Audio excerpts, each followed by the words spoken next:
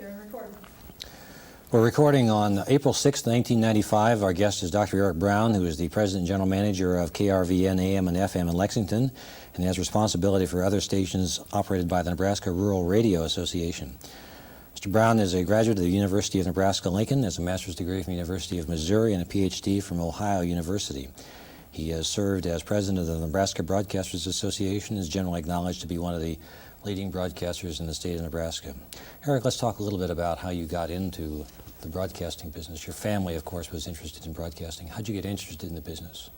Well, I started my freshman year. I was the source of cheap help for my father, who was the general manager, and I was the janitor. He needed to pay a janitor minimum wage, and that was how I made a little money so I could do things a normal high school student does, like find girlfriends and go to movies and those kinds of things. And I became an announcer in my junior year, part of out of necessity because they wanted a Sunday morning announcer. So the staff trained me very, very well, very quickly, because they didn't want to get up at 4 o'clock on Sunday morning. That was their motivation. I did that through high school and then summers during college. And I had a rock and roll show every afternoon called Teen Time from 3:30 until 6 on KRVN. During my last program, it was heard by a guy named William E. Hall, who headed the journalism program here at UNL. So I came to Lincoln, pledged to fraternity. That list came out in the newspaper. So Sunday morning, I got a call from Bob Spearman. He said, "We're going to have lunch today." And I said, "Who are you, and what are you, and why are you?" But he convinced me that I didn't want to be in math and psychology. I wanted to be in journalism. And I was putty in his hands, so between Spearman and Dr. Hall, I ended up at J School at UNL. Bob Spearman was a faculty member of in broadcasting in the journalism program at that time. So how did you decide to, when you left the University of Nebraska, go on to pursue additional degrees? Well, Missouri was very tempting, and it's a very good journalism program. I had a broadcast radio and TV station. That was just an interesting thing to do. And I applied for an MBA at Nebraska and was rejected. So I said, adios, Lincoln. Went to Missouri for a year, then I taught at South Dakota State University and worked in public television for 10 years. And got a PhD in the middle of that process. And a very enjoyable time in public broadcasting in South Dakota. When did you come back to Nebraska? Came back in August of 1979. What was the opportunity that brought you back? The manager was retiring.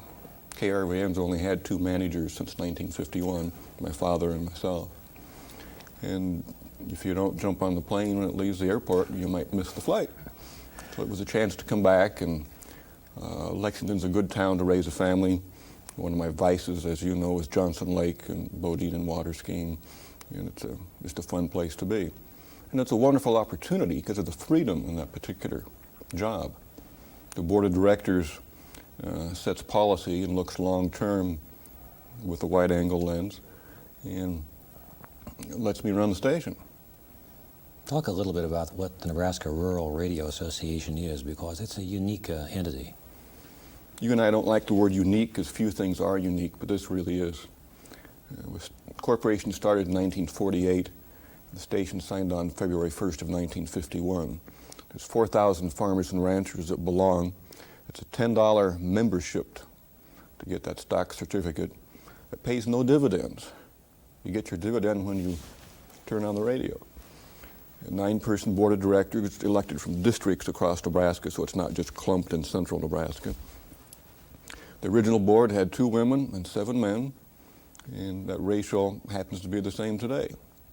But that was a business decision to have women on the board from day one. We probably had one of the first female program directors in the state. But it is a unique corporation. In 1984, we purchased KNEB, AM and FM in Scotts Bluff. So those are the 4 radio stations, 2 in Lexington and 2 in Scotts Bluff. Why was the corporation formed? There was a blizzard of '48 that killed many, many livestock and a few people in Nebraska. And the Co-op Council, the Grange, the Farmers Union, and Farm Bureau, the 4 general farm organizations got together, and they brought in a consultant from Worthington, Ohio. Farm Bureau owned WRFD in Worthington. And Fred Palmer was the consultant. And Fred Palmer could sell ice cubes to Eskimos. And if you look back historically, the smart money in the very late 40s, early 50s was going into television, not AM radio in the middle of Nebraska. But they didn't know any better. So they did it despite the odds. And the critics would say it's going to be a cold day in hell when that bunch of farmers ever works together as opposed to competing. Well, it was a cold day in Lexington on February 1st when we signed on. Those 4 farm organizations still come to our quarterly board meetings and are very supportive. We're doing a membership campaign right now to renew, get some new members, and we'll work with each one of those organizations on their mailing list, which they highly treasure and don't give to anybody except Nebraska Rural Radio Association. And so how does the Rural Radio Association handle the business aspects? Because it is a commercial entity, but those people don't get dividends, as you pointed out. It's like a regular commercial station, except no dividends. We pay the same taxes, the same ASCAP, BMI fees, the same everything as any other radio station in America. I don't have to keep the corporate stockholders happy and keep the stock price going up every day. So it's an ideal situation where you get long-term patient capital. The only way a person can make money is when we have limited offerings, a closed offering it's been about every 10 years. We wanted to buy a new transmitter when I first came in '79, and you could write to the membership and say, would you invest in an unsecured note? And they wrote back and said yes. And it came in 10 years later, in '89, we wanted to purchase a building. So we went to the membership again, but this time the state banking department, we had to have a prospectus. I'd never written one of those before.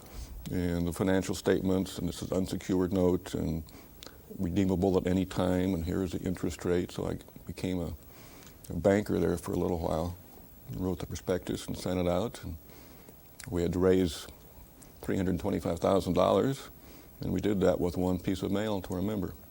How does the broadcast facility of the AM station compare now with what it was when it signed on in terms of power and frequency? Signed on, it was 25,000 watts on 1010. It still covered a great deal of Nebraska and parts of Kansas. It was a good frequency, but it was a daytime only frequency. That was an inherent flaw. That's all they could get. And daytime is for sun up, sundown. So it was great in the summertime from 6 a.m. to 7:30 p.m. In the wintertime, a sign on of 8 o'clock in the morning, just doesn't cut it. So we had a clear channel situation in this country developed in 1964 when the FCC, quote, duplicated several clear channel stations, 26 to be exact. And WCBS New York City's on 880, and the commission said that somebody in North Dakota, South Dakota, or Nebraska could apply for that frequency and go 24 hours a day, directional at night. So 2 stations in South Dakota applied and 2 in Nebraska, KMMJ and KRVN. 2 in South Dakota disappeared quickly, and KMMJ and KRVN fought a very expensive legal and engineering battle, and finally KRVN prevailed. So it was 1972 when it switched to 50,000 watts on 880. Now, most of the time when people talk about KRVN, in my experience, they think primarily of the very powerful AM station, but how does the FM station fit into the goals of the company? The FM really is counter-programmed, Larry. It's music, music, music with a little bit of news, as opposed to very, very heavy news, weather, markets, markets, markets, and more markets and sports, and a little bit of music. So it's very soft AC programming. And it was 1962 when that signed on, so it was also a defensive measure. We better get it, or somebody else will, and we'll have to fight them forever in our own little town of Lexington. Now, over the period of time, during the time that you've been there and when your father was the manager before you, the station towers have had some opportunities that weren't quite what you had in mind. They've been blown over in the wind, I guess. How did you recover from that? How did those kinds of things, We've lost 4 FM towers over the course of our history. One was an ice storm, with ice on the guy lines. One was a tornado, and one was also a combination of, you're not supposed to have wind and ice at the same time, but we did. And so they went down. On the AM side of things, when we switched locations from 6 miles east of Lexington to 6 miles north of Holdridge in 1972, we have 4 towers, 1 for daytime and using all 4 for nighttime. And 2 years ago, a storm came through and tore off the third of the transmitter roof and toppled tower number 2, twisted towers 1 and 3. So we got number 2 built up, and then we knocked down 1 and 3. It's a wonderful video of that. It made for a great TV commercial. Many people, even the tower erection folks, don't see a tower falling down. So we got those rebuilt, and they're better than ever, using Kevlar rather than steel for the guy lines. We had icing several weeks ago, and the guy lines were perfect. Tower had coated with ice, guy lines were perfect. So. What went into the decision to buy the KNEB stations in Scottsbluff to add that to the holdings of the company? The goals, the mission of the organization was to cover the whole state and reach every farm home in the state. And with 50,000 watts, you still don't get to Scottsbluff because of the terrain and just the distance. And KNEB was available from Mrs. Seaton, and we made a deal. And talk a little bit about the coverage of KRVN AM at night. Well, at night, KRVN AM has to protect WCBS, which means we go directional to the west. So you can get the signal in Arizona, New Mexico, listen to it on the edge of Las Vegas, south of Los Angeles. You get a letter from Win Elliott, CBS Sports, talking about, caught the Royals game on KRVN. We've got donors to a religious program called Back to the Bible who live in California, who listen at 8 o'clock Pacific time, 10 o'clock Central, and they track it by zip code. Plus you've got many snowbirds who live in Arizona during the winter, New Mexico, and they like to get up early in the morning to catch temperature, and they can chuckle because they've got 55 degrees and we've got 5 below. One of the things, of course, that has made the station important as far as Nebraska agriculture is concerned is the programming that's particularly designed to help farmers and ranchers. How has that changed over the years that you've observed the station? The technology has changed the program. We can do a market update now and have instant market via the satellite. So when we give it to you, it's seconds old. It's not 10 minutes old. It's not 20 minutes old. It is just seconds. It's that fresh. It's changed it quite a bit. The weather forecasting, we have more gear than ever before and everything else, and we still don't have 100% accurate weather. It's better, but we still miss on occasion. We're able to tap into University of Nebraska's system to get some things like soil temperatures across the state that most stations wouldn't think about doing. We do crop water use, evapotranspiration, if you will, which is a specialized little feature we do every spring. So it is I think, the highest amount of farm programming of any radio station in America. How many people on the staff do you consider to be folks that devote most of their time to agriculture? Well, we have 3 full-time farm service people, but the news staff of 4 people also spends time at ag, and a receptionist who records someone doing the markets is devoted to agriculture too. What percentage of the programming on KRVN AM is probably agriculture or agricultural related? Well, it'd be a very high percent. Probably more than a third. How has that changed over the years? Increased slightly. The other thing that's increased over the years is the sports programming. Part of that's for contractual purposes now with the KFAB contract. We're looking at that, which will expire in a year, and do we want to keep on doing that? Explain a little bit about what you mean by the KFAB contract. KFAB came forward with a package. If you want University of Nebraska football and basketball, you must take a nightly 1-hour sports show. You must take a 8:15 in the morning sports commentary. Now, with a whole laundry list of things you had to take. Well, we tossed part of those out, but I couldn't get them all tossed out. What sort of feedback do you get to the coverage of sports from an audience that is largely agricultural? I think they like sports programming. Our feedback, we don't have any qualitative feedback that's very recent, but previously it was good.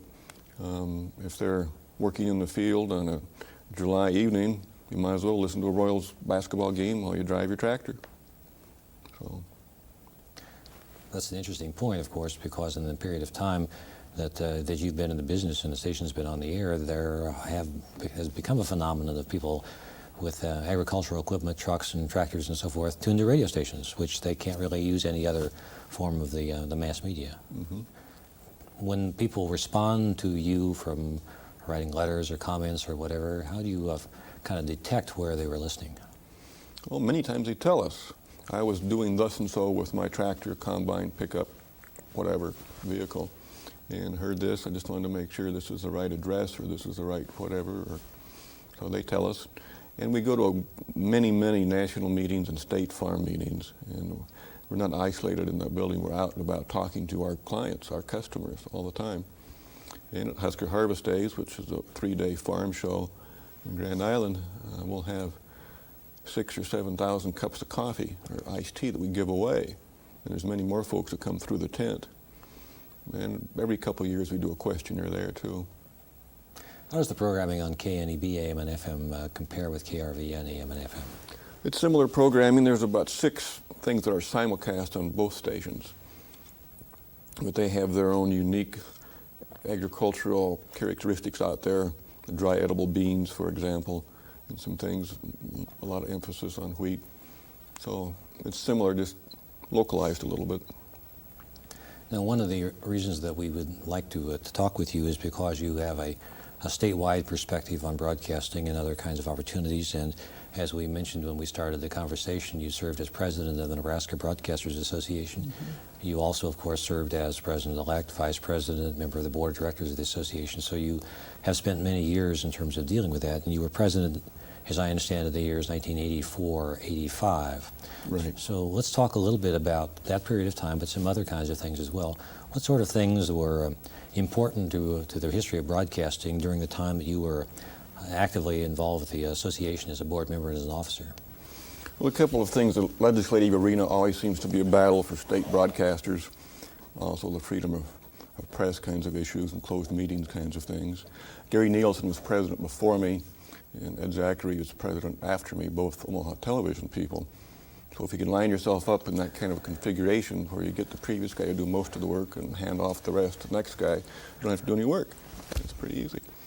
One issue I did work on and enjoy was working with the ASCAP and Senator Exum to try and get him to introduce a bill which could better define what was called storecasting, or retail outlets which would have to pay a fee to ASCAP or BMI if they're over a certain size, a certain configuration of speakers. Okay, now for our historical reference, let's go through what ASCAP is, please, and what it does. American Society of Composers, Authors, and Publishers, and that is a music licensing situation where the performer is supposed to end up with some of the dollars from the rights to the music. Each station pays way too much every year for the right to broadcast songs from ASCAP or BMI. So we took on the president of ASCAP. Mr. Nevin flew out from New York along with his assistant, we called Gloria the Gorilla. He was a very, very nice, smooth man, and she was a, quote, tough one in negotiations. And eventually, Senator Exum didn't think he'd have enough votes to get it passed, because the musicians' unions were working on him and working on other senators, and if he couldn't get it passed, he wasn't going to introduce it. But ASCAP did leave Nebraskans alone for 2 or 3 years. Now, let's explore the term storecasting so that somebody who is looking at the tape understands what was the issue here in terms of the radio stations. The issue is whether or not a retail outlet would have to pay ASCAP or BMI the rights to play the radio in their store.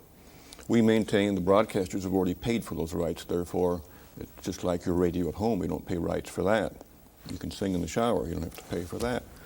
But there are a couple of court cases where if you're over 2,400 square feet and have more than 4 speakers, then you're, quote, required to pay for that. And such a small number of retailers do. It was just unfair discrimination. We felt even to have it in there.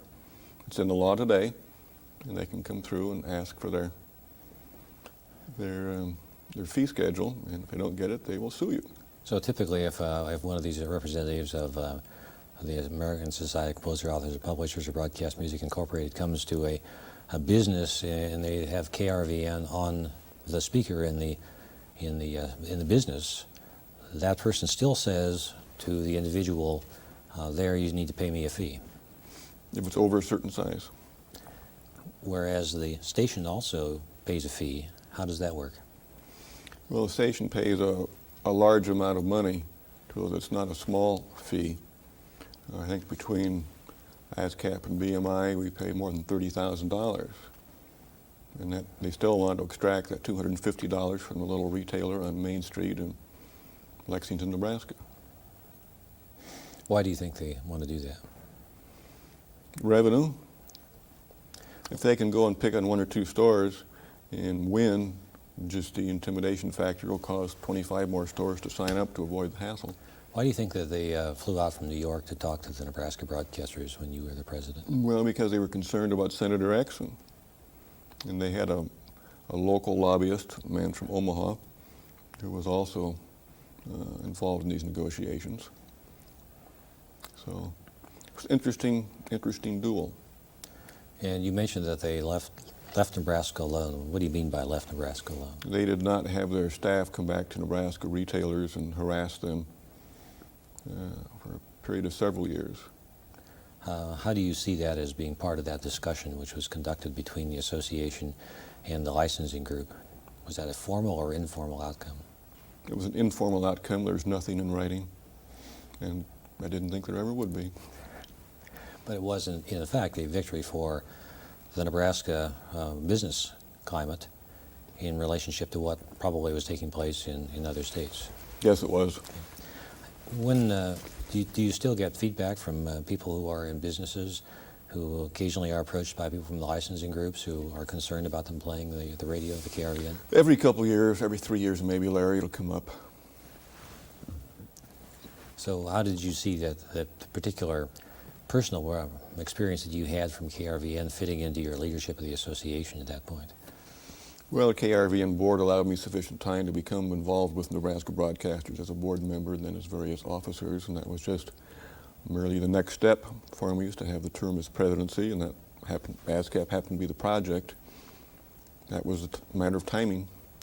And you mentioned, of course, that you were preceded by and followed by television representatives who might not have been quite as interested as you as a radio general manager True. would be in that set of circumstances. I think that'd be an accurate statement. What else do you recall about some of the business of the Broadcasters Association or the industry generally through the period of the 1980s? There's some discussion of a tax on advertising, which on a statewide basis, we were able to defeat that. We had a couple years when Bud Pence was the executive director, and he was a very colorful character with his German Shepherd dog sitting at the broadcasters' meetings. He was a very loud, outgoing, gregarious, fun-loving sort of guy. It was fun to be with him. A lot of smoke and noise, I don't know. How would you characterize the rapport between the broadcasters through the association and individually with the governors over the years and the members of the legislature over the years? Very good rapport with the governors. We got Bob Kerry when he was governor to do statewide call-in programs. And during the KO administration, that number was reduced. She had a different relationship with the press and Governor Kerry. Then current Governor Ben Nelson, you and I approached at lunch many years ago and said, "Why don't you do this?" And he said he would. Yes, I recall that you came, called me up at one point and said, "I think this is a good idea, and I've actually even suggested it to him, and would you please help pull it off?" Why did you happen to take that approach? It was a good idea, and it still works, and you're to be credited with the ability to put together the information. But why did you happen to decide to go that route? I just felt he had a public relations problem in outstate Nebraska. It's access for many stations across the whole state. It is a big state. It takes a lot of time to cover the whole state. And he needed to replace his director of public relations, which he did, and things turned out much, much better. Yes, I was promising him more than I, quote, had in my pocket, but you take a little risk now and then. How do you feel that the so-called regularized version of the talk show with the present governor, which is a monthly basis, and it is picked up, I believe, by 40 stations routinely, compares with some of those earlier efforts that you talked about with Governor Kerry, for example? Well, Governor Kerry is much more unpredictable. And we had an incident where he was at KFOR and they did not have an automatic delay device. And one obscene caller got on the air talking about Deborah Winger. And I think there are many devices sold across the state after that incident. And the Lincoln paper had fun with it. They said we couldn't repeat what was said on the air because we're a family newspaper. How do you see the radio talk shows that have been going on for a while and have been handled by the Association of the State with the governors, as you pointed out, in the current climate and discussion of radio talk shows and their impact on politics? Well, I think when you do a monthly program, people enjoy it. It's Governor Kerry did one occasionally. It wasn't the regular monthly situation like Governor Nelson. I think you can have an impact on the governor's thinking and certainly the statewide perspective. Some of the questions are poor questions about a little isolated stretch of road between Lexington and Overton. And the governor had been over that with this character before. But that surfaces about every other talk show. When are you going to fix my road? But I think it's a good way to conduct business. How do you see that as a situation in terms of accountability for major political leaders putting themselves on a talk show like that and inviting calls? I think it's democracy in action. That's the way it should be. We should do more talk shows with the candidates, which we try to do very hard at KRVN just on our own basis. But I think we gave a great deal of exposure to Bob Kerry when he was running for governor. And we offer all the candidates, it's an equal shot, and the listeners can have at it. And that's as it should be. And yes, we have a delay device. How do you think the state government has treated broadcasting in terms of public policy over the years? I think very well. Most state senators we have a very good relationship with.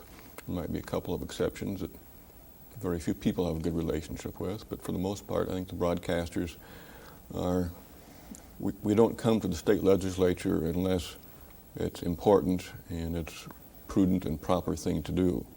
We don't come looking for handouts. We're not causing problems. We're doing very good campaigns. The anti-drug alcohol campaign is a very good example of that. So I think we're held in high regard. So when we do want something, they listen. How does your station, for example, handle opportunities for state legislators to communicate with their constituents? We have 6 state senators on the air now on a weekly basis. They have a 4-minute call-in. They can do whatever they want. They just ramble and preach for 4 minutes. And that's so a senator a day for 6 days a week. How did you choose those? Well, we've had different methods over the years. We tried to go straight committee chairman in the early days. And the head of the Revenue Committee in Omaha was not enthused about regularly calling KRVN every Tuesday at 3:05. And we had a number of committee chair, but now it's really based on the geography. And some of those districts are very, very large, such as Senator Jim Jones, which is Broken Bow and North, and you've got hundreds of square miles involved in one district. What goes into the decision to put some of those people on the air, knowing full well that they need to be probably interesting to everybody in the audience, but they're probably going to be very interested only to the people that they directly represent? Well, you can be interested in agriculture and overlap many, many square miles, for example. It's his district, yes. It's also the adjoining districts are also interested in the property tax issue, for example. So the program director and I just sit down and scratch our heads and say, here's the people that we had last year, and here's the waiting list who've called us and bugged us and cajoled, persuaded, or whatever the word would be, saying, put me on, put me on, put me on. What's the mechanics of that? How's it work out? They just call in, we tape it, and play it back later. But it's not live, apparently. No, it's not live. No, it's not live on the AM. There are 2 state senators on the FM that is live on the morning magazine show on the FM. And how are those chosen? The FM is a limited coverage area, and so we took Senator Cuddebeck and Senator Schrock. That is the majority of our geography for KRV and FM, so that's how they're chosen. How do the people in the Nebraska Rural Radio Association see themselves? I mean, you've mentioned very prominent agricultural organizations relating to public policy issues in state government, and also wondering how the radio station should play a part in that. Well, when all four of those general farm organizations agree on an issue, such as the regional veterinary college issue, then we tend to be a little more of an activist role. It's important that at all times that you give all sides to any legislative bill. So some of the opponents of that regional vet school bill were pretty close to Lexington. And he was on the air. We did not cut him off. And in a public debate, give the public all the information, let them make up their own mind. Sometimes there are people who observe that perhaps the personality, perhaps the style of the general manager has a major effect on the way a station is operated. How do you respond to that in terms of the properties that you're responsible for? Well, since I have no personality, it'd be a pretty bland operation, wouldn't it? I think it's more a matter of the kind of people you recruit and retain. That the manager's style has some difference, but the people, the troops that do the work, the news guys, the sales staff, that's the real style of the station, and we're an informal, I think, friendly, compassionate kind of organization. The heavy emphasis on information, of course, though, is unusual, particularly for a lot of stations these days. So how does that fit in with what you personally are interested in, as well as the kinds of things that you perceive the board of directors is interested in? Well, the board's very interested in information to help make better decisions on the farm. I have a news background, so I like that particular area too, and try and assemble a good staff to give them what they need. And there's many hours they have in the pickup or the tractor or the combine, and radio is a constant companion. It gives them good information as opposed to a syndicated talk show off the satellite that isn't particularly helpful in their day-to-day operation. How do you see the national climate for radio during the years that you've been the general manager at KRV, and for that matter before that? The way the federal government operates, Congress, congressional laws, presidents, Federal Communications Commission? Well, the FCC had a policy in the back for ascertainment of community needs back in the early 80s, as you recall, and that was sort of unnecessary paperwork, basically. If you're going to go into a market and build a station, you're going to do some market research anyway. You need to be told by Washington how many farmers, butchers, bakers, and candlestick makers should you interview and document your information. The FCC currently has increased emphasis on affirmative action. And we basically have a quota system with 4 job categories, and each year we file our report. And how many women, how many minorities do you have in each category? And it'll be fun to see the upcoming congressional action on affirmative action to see if there's a switch in that emphasis. Congress has certainly talked about it, but the Commission is unrelenting in their need for social engineering at this point in history. We'll talk a little bit about the rapport of your stations and the broadcasters generally in the state with state political leaders. How about with federal political leaders, the United States senators and the members of the House of Representatives? We've always had access to those people, because when they were candidates, we gave them some time and attention, and we treat them all equally, and it's fair. We don't do ambush interviews. We're trying to get information across to the public to help them. We give them feedback. They ask our opinion on some issues, and we tell them. We treat them as friends, and the manager of KRVN has always been on a first-name basis with the U.S. senators and at least a 3rd district congressman, if not all 3 congressmen.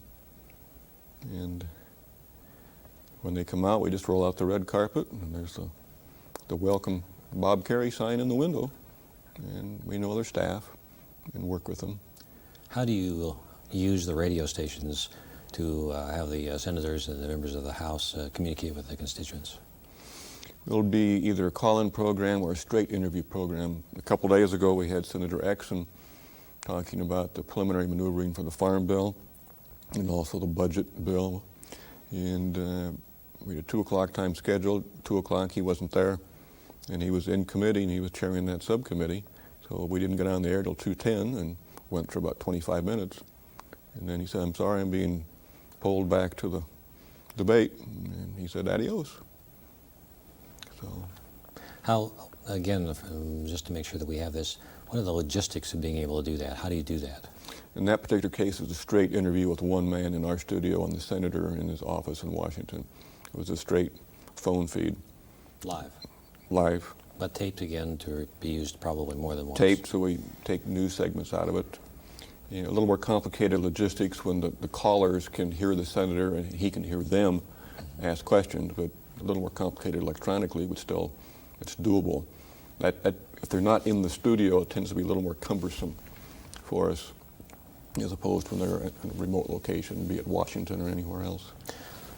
Do the senators and the members of the House of Representatives pursue your staff at KRVN? Do say, gee, I'd like to be on, how about the opportunity? Or is it the situation where your people pursue them long and hard enough to get them to be on the station? A little bit of each. The senator staff wants maximum attention if they're the PR person for Senator X, Senator Kerry. And we've got certain agricultural questions for them. And you just work together and pick a time. So it's a two-way street. Over the years, characterize a little bit the senators and the members of the House in terms of their frequency of opportunities to appear on the station. Well, the 3rd District Congressperson, Virginia Smith, or now Bill Barrett, loved to be on KRVN. And Mrs. Smith is one of our original owners. She's a stockholder. She put there on her desk in 1949 or 50 when she wrote the check, there was a section for investments and one for just plain good works that won't work. Well, she put this in the donation side, a good idea, but it won't work. And she told that story when she dedicated our new building. But she was a frequent user of KRVN. And Bill Barrett, living in Lexington and being longtime family friends, I've known him since I was 5, comes back home, uses KRVN to communicate to all the cities in his district. So it's both a formal and informal rapport, isn't it, with those folks? Can you recall, before your time in terms of much of it, but the history of the station, can you recall members of the Congress before Virginia Smith? I'm sure they stopped by. I don't remember any direct good stories or anecdotes about those folks going to the old building there on Washington Street and climbing up the stairs and working their way through crowded hallways and finally finding the studio and getting on the air. Well, talk a little bit about that facility. That was, of course, a legendary facility. That was a 3-story wood frame house that originally was an apartment, and the main floor apartment, second floor, and a mortuary in the back. So my standard line was, that's why we were always worried about dead air. Then the staff groans because Brown's using that story again. It's a bad story to start with. But the station was in that location from 51 until... From 1951 until we moved in 89. And the present building, of course, is a show place. Tell us about that. Present building was built in 1982 by Farm Credit, production credit folks. And about 7,500 square feet, brick designed for passive solar, extremely fancy. No radio owner would probably sink that much money into a building. We couldn't afford to build one that way. We wish it was a little bit larger because it's kind of like a tight racing glove. You just barely have room to get your fingers in and wiggle. But it's been a very, very functional building. It's efficient. We're all on one story. It means my staff adds weight, not going up and down steps all day long. So it's a very, very nice building. 7 satellite dishes, which shows the way technology has changed things too. Our own weather station, it's connected with the University of Nebraska. So it records information all day long and sends it once a day back to your master computer here. How would you compare broadcasting in Nebraska with broadcasting in other parts of the country? You've been exposed to a lot of different kinds of states in your career. You've lived in a number of states. You've worked in South Dakota for a period of time, for example. Would you compare broadcasting in this state with the way it is in other places? In terms of television broadcasting, with Omaha being far larger than any city in South Dakota, for example, Omaha had some things first, I'm sure, rather than South Dakota, in terms of technology and new color cameras and the newest videotape and the newest whatever. Radio is very, very similar. You've got one large ag station in South Dakota, WNEX, for example. It does much of what we do. In Yankton. In Yankton, not as often as we do it, but does a pretty good job. They took that niche of agriculture and are serving that niche. And Ohio is a different state with much more population and much more of a segmented market than South Dakota, with far fewer stations and a lot of geography like Nebraska. How about the rapport between the audience and the stations in these various states? I think you can have good rapport in any state, Larry. If you have a good station, it boils down to people. You have to hire a good staff and give them the tools they need to do their job and stand back and get out of the road. Who are the competitors for KRVN? Well, there's many small stations in our service area, and they each have their local markets that people will turn to for the local news, and then they'll come back to KRVN for information. We just give the markets much more often and have more reports. And how about competition for agricultural audiences? well, as the number of farmers shrinks, things like direct mail will increase for the advertiser's dollar. Farmers get bombarded with direct mail now. Well, you can take the number of serious corn farmers and put them in the Rose Bowl and have 100,000 plus farmers across the nation. And those are the ones you need to get if you're going to move your product, your herbicide or your whatever. So that'll be a continuing trend as a decline in actual producers. What's the term agribusiness mean in terms of the clients for the station? Well, a local co-op is an example of an agribusiness that sells to farmers and wants to use KRVN to reach those farmers. But everything is agribusiness in outstate Nebraska. The bank depends upon agriculture. The clothing store certainly does. The drugstore, the whatever store. If agriculture prospers in Nebraska, the whole state comes off as a winner. When you deal with the coverage of agriculture information in adjacent states, you mentioned WNAX in Yankton, South Dakota. What are stations in other parts of the Midwest that deal with agriculture? There's several stations in Iowa that do a fairly good job of dealing with agriculture. You've got like KFEQ in St. Joe, Missouri, for example. Does a good job with Formerly agriculture. in Oak, Nebraska. Pardon? Formerly in Oak, Nebraska. Mm-hmm. WJAG in Norfolk does a commendable job. WIBW in Topeka does a fine job. But there's just a handful of stations. You take maybe 70, 80, 90 stations across the country, and you've got the majority of the full-service ag kind of station. Turning back again to the policy issue and the professional associations, how do you see the Nebraska Broadcasters Association representing broadcasters in the state over the years with public policy issues and with politicians? I think Nebraska broadcasters over the years have done a very good job, Larry, of communicating with politicians and serving their public, both radio and television.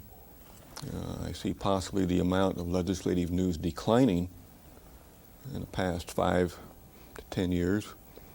Every radio station used to have, 2 full-time news people, and now they might have 1, or in some cases none. As the FM stations more and more came on the dial here in the past 10 years, the competition for ad dollars has increased.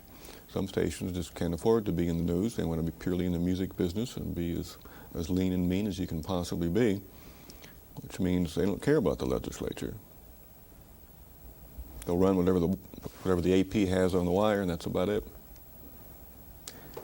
How do you see the ability for the broadcasters to get the views of the operators of radio and television stations to some level of priority, so that they understand what kinds of things should happen and what kinds of things that, if they do happen, might damage the operation of radio and television stations? Well, I think on the state level we can communicate very quickly and very easily. On the federal level, I think those of us in Nebraska can talk to the U.S. senators or to the congressmen My counterpart at WCBS New York can't get through to his senator. And the reason that whole system works is they know the rural folks can get through with that phone call very, very quickly. And he admits he wouldn't get a return phone call at all. So I think the small population states where they do have that direct link, like Conrad Burns in Montana kind of thing, we can get through very quickly in the national level.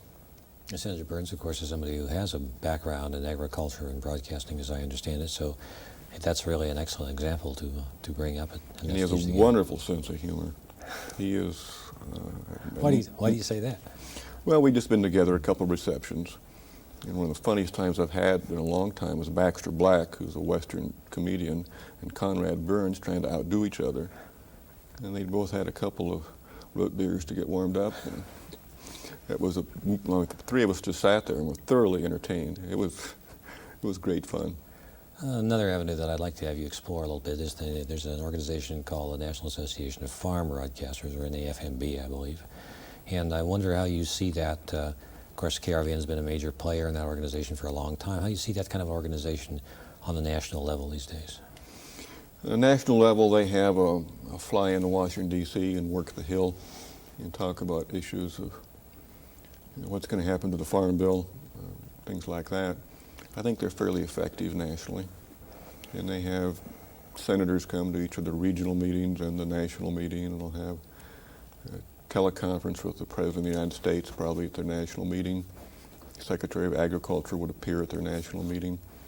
I think that's evidence when you get folks like the Secretary of Ag to come to Kansas City to the meeting that they see the farm broadcaster as a good way to help them communicate government programs to the farmers and ranchers. Now, this question is hopefully related to that last question in terms of the agricultural base, but most of the agricultural stations and NAFMB stations are AM stations, and yet we often talk about the predominance of listening on FM stations these days. What's the future of AM radio? I think the future of AM radio is coming back. The NAFB stations are primarily AM, you're correct, but AM has remained the information side of things and FM more the music side of things. And the talk show, just explosion the past 3 years across the nation has saved AM radio. Advertisers want to be on XYZ show because the ratings are there. I guess the question is the future of AM and FM radio with a new digital in-band service coming down the pike. And we got all excited about that about 2 years ago. And we're all dressed up for the dance, but there's nowhere to go yet. Explain again for the perspective what you mean by that, please. Well, there's experiments underway right now with in-band digital radio, which will give you a CD kind of quality on both AM or FM. But it's still an experimental stage, and there's a question of who decides. And the fundamental question of who decides what we're going to have. And the FCC obviously is right in the middle of that. It's some blend of government policy and private enterprise will be fascinating. The whole telecommunications business, as you know, is changing rapidly. And it's... What are the arguments for and against the in-band?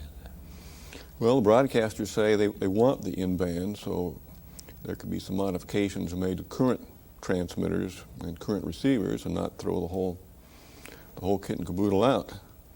And there's some other folks that argue just have a satellite service and have national imprints and not worry about any kind of local land-based system. And it remains to be seen how it's all going to be shaken out. What's the future of radio in the total media milieu? If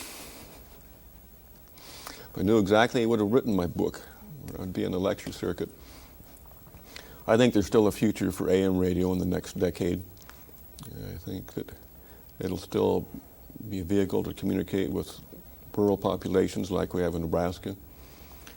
AM radio is not going to die in this state in the next 10 years. It might in the next 30 years, but not in the next 10. We'll be one of the last dinosaurs to go.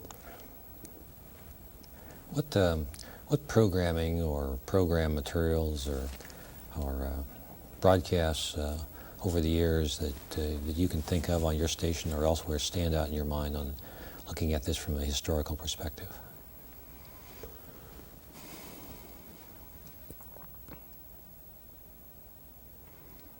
Well, I think some of the things we've done to serve the audience just a little bit better, such as increasing our market reporting, increasing the speed of that reporting is significant.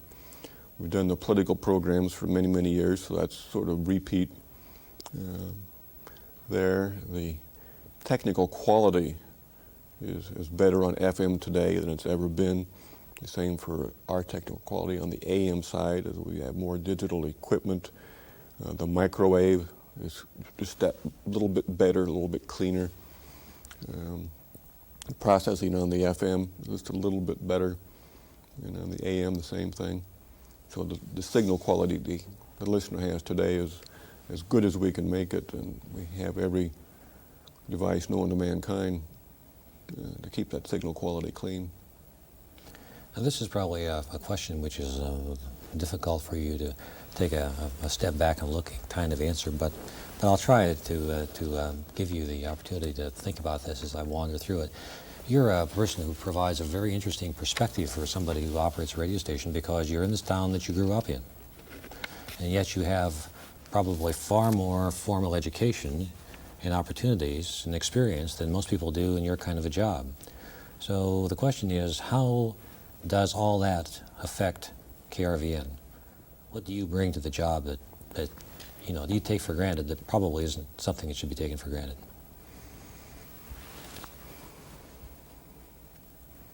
Interesting question. I think what I bring to the table is a statewide perspective, an interest in news and information, and basically helping all people. Yes, we rally for the, quote, little guy, but if you keep your eye on the target, most things are little decisions. And we make a series of little decisions and do those right, then the listener ends up with a good product. So I guess if there's an element there, it's trying to hire good people who make the right decisions to help the listener. It's always been sort of a TQM philosophy, or total quality management, or good ideas bubbling up. I don't consider the receptionist the bottom of the totem pole, but one member of a team. And they can all have good promotional ideas. We steal good ideas from anyone we possibly can. Okay, let me ask you this question this way. How do you, with your particular unique background, recruit and recognize good people that you want on your staff? It is difficult to recruit in a small town in the middle of Nebraska, and I could sound a little bit like Tom Osborne crying in his serial about not being able to recruit as well as Miami or people in California, for example. Some of our best luck has been with Midwestern people who have gone off to the East Coast or the West Coast, done their thing, climbed their mountain, want to come back to a place of a little bit of stability, peace and quiet. The station's not going to be sold tomorrow out from under them. They know what they have. We have a very good fringe benefit package that helps retain people, a very good retirement plan, for example. So we're probably the best fringe benefit package of anybody in the state in terms of broadcasters. If somebody were to ask you from some other part of the country that wasn't familiar with KRVN, what's the reputation of the station? What do you tell them? Good, solid, reliable, friendly, constant companion who's always there with you. What's the image of the station? I like to think the image is very, very good. We're solid, reliable folks that will deliver the information to the best of our ability, day after day after day, night after night after night. What are the advantages of operating in Lexington? Central location to cover the whole state. It's on the interstate, so transportation is easy. I wish we had the Lincoln Airport located 5 miles outside of Lexington, but we don't. I spend a great deal of time driving to the city of Lincoln to be on various boards and committees, and I wish that distance were shorter some days. What information have we not discussed that you would like to? I think you've covered the waterfront rather well. Okay.